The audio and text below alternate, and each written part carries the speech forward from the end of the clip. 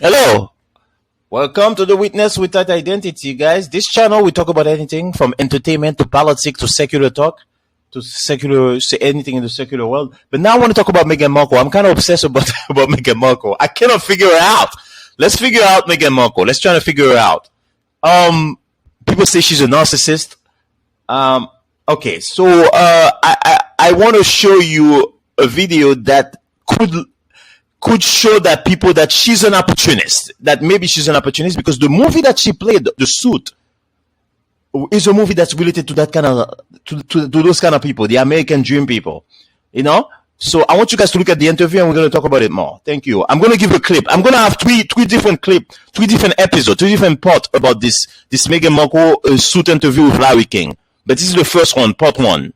But look at the interview and then I'm going to discuss the rest after it. Thank you. Welcome to another edition of Larry King. Now we're still in New York, and tonight we're talking about Suits, not the kind who work upstairs here in this hotel or at the network, but a brilliant television show. USA Network's award nominated the critically acclaimed, top-rated original drama series. I'm joined by two of the stars. They are Patrick J. Adams, he plays Mike Ross, and Meghan Markle, who plays Rachel Zane. The third season currently airs Tuesday nights, 10 p.m. on the USA Network. Say someone had never seen Suits. We all know what a suit is. How would you describe the show? I would say the show is basically about mentorship, and from my point of view, it's about a young guy who's sort of trying to make his way in the world. So over the course of the first two seasons, you've had a kid who really didn't know his way around in a law firm, around the law firm, in a high-stakes corporate New York corporate law firm. He sneaks his way into the firm. He never went to law school. He's not a lawyer. He's not actually a lawyer. He's lied to get the job, and now he's finding himself trying to make his way in that world. It is a comedy. It is both. I think it's what is commonly referred to as a dramedy now. Dramedy. It's a dramedy. It is a dramedy. And who Meghan is Rachel? Rachel is the paralegal at the firm. Seductive? I don't know. Do you think so, Larry? Just a comment. Just throwing it out there. No, I think she's really savvy. She has this encyclopedic knowledge of the law, and she is sort of the go-to girl for everything that people need at the firm. She also happens to be the love interest to Mike Ross, and she's the woman behind the man. Every time Mike needs anything to happen, she's the one that actually Are helps they him living make together? it happen. Not yet. This season is actually, at the end of last season was the first time that he had been fully honest with her about his secret, and so now into the third season they have a lot more material where they're becoming closer. Well, why is this show, it's the biggest show on USA, why is it working?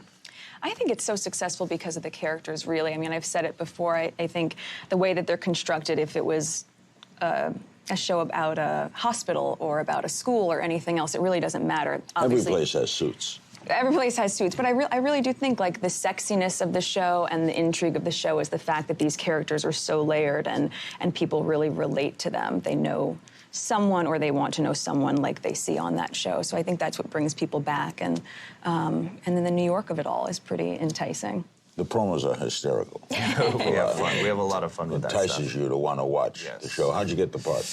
It was the basic LA situation. I'd been auditioning for a long time, and then I got fired from a job a couple months before this script came through. And fired? I got fired from a job, which is happens pretty regularly. For ineptness? For just total ineptness. Ineptness. A common thing that happens Was it a with show? shows. It was a sitcom. And I think I'm funny when I maybe want to be, but with this particular script, I wasn't particularly funny at all. So you were out of work. I was out of work, I got fired, and I thought, I think I might just give this up and move on and try something else. And then this script came through, and the pilot episode of this show is about a young guy, finding his way in a situation where he gets to look at his peers and say, give me this job, give me this shot, I've worked so hard for this. And so I was sort of primed for that moment to sit in front of a bunch of network executives and say, trust me, I've got this, just give me my shot. They hire you right out the audition? It was almost right away. How did you get the job? Just went in and auditioned for it. I think Patrick was the first one who was cast. Mm-hmm. And so I'd gone and auditioned. I thought it was one of the worst auditions I had ever done, and didn't realize that behind closed doors they disagreed with me on that fact and brought me back to test for it. I tested with Patrick. I was behind that closed door when they when they disagreed with her. She came in. We had known each other from a pilot, another pilot, failed pilot long ago that we had worked on together. And so when she came in, everybody, you know, she left. I knew she was nervous and thought she hadn't done well. And as soon as the door closed, their eyes went wide and they were like, "Well, that's it. They're done." Can that work? That you think someone could be a lawyer without being a lawyer? Well, the tough part for this relationship is she's working so hard in the show to become a lawyer. And so, you know, while we're falling in love on the show, she's also got to wrestle with the fact that, you know, that I got into this job without doing half the work that she's going to have to do to get to where she's at. So that's a big part of the third season. And do you have a conflict with Gabriel? Consistently and always, Right, so on and off the screen. That's the conflict. We have just reached a conflict at the end of the first season where I've really betrayed Harvey's trust, his character, Harvey Specter. I've betrayed his trust significantly, and that's one thing that you don't do to him for that character. Trust is everything. So when you come and find us at the beginning of the third season, we're two people who are very much at odds, and this bromance that has sort of been a big part of the show is really at risk. Do you like your character? Oh, I love her. I mean, You don't have to like her, right? I mean, I don't have to. You know what? I think there's something with any character that you play. You just want to find something that you connect to about them, and you don't have a judgment about it. But I happen to really love Rachel. I love how ambitious she is and savvy, and yeah, she sort of becomes someone that I could see as a friend, which makes it a lot sweeter to play. You like your guy? I do, yeah. I really. Yes. Okay. So I want to go back to the stuff that many people were talking about. Is Meghan Markle a narcissist? Is she ambitious? Like a narcissist, I don't know too much.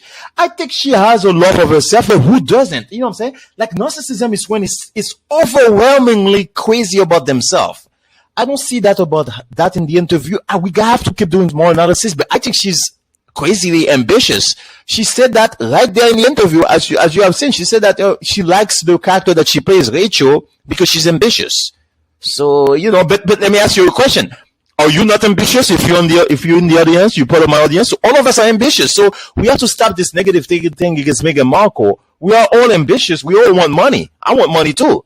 You know, I mean, I'm hoping that I can be successful. So I don't see that as something that means that the person is a bad person. And now I'm going to be honest. Meghan Markle is not going to say that on the interview. She's not going to say that, but we know why Meghan Markle is with Prince Harry. Yes, of course, it is because she's ambitious. You know, but she's not going to tell us that, and we don't want her to tell us that. You know what I'm saying? Nobody's going to come to you and tell you that, no, because unless you're Donald Trump, but like nobody's going to be like, no, I'm married Prince Harry because I'm ambitious. You know, no, nobody's going to say that. She's going to say, hey, because I love him. But we don't have to believe in that. We know that why she did it. She did it for the power. She did it for the fame, and it's a good thing. You know, I think we have to stop bashing ambitious people. Ambition is good. You're making a move for an opportunity. It's not a bad thing. The American dream, it is a dream. A dream is a good thing. A dream is not a bad thing. I don't understand why people are bashing people that have dreams. I mean, I don't get it. It's a good thing to have a dream. Okay, take care, guys. Please subscribe to my channel. Help me grow, guys. And I have a donate button too on my PayPal in my description. I mean, if you want to donate. Take care.